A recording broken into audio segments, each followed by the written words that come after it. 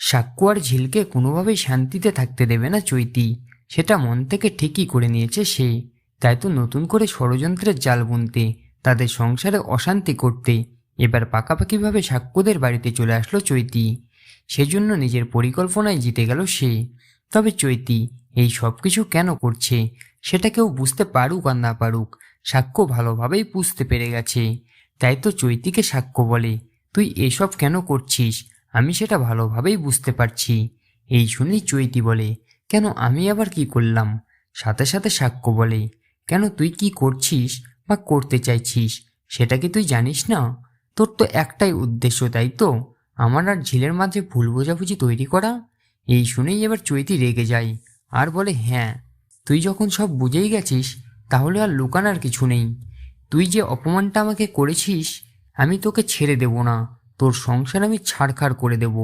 এই বলেই হঠাৎ করে সাক্ষ্যকে জড়িয়ে ধরে চৈতি আর বলে, তুই আমাকে দূরে সরিয়ে দিবি সাক্ষ্য, তুই যা চাইবি আমি তোকে তাই দেব।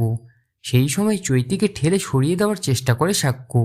তখনই হঠাৎ করে সেখানে এসে এই দৃশ্য দেখতে পেয়ে যায় ঝিল।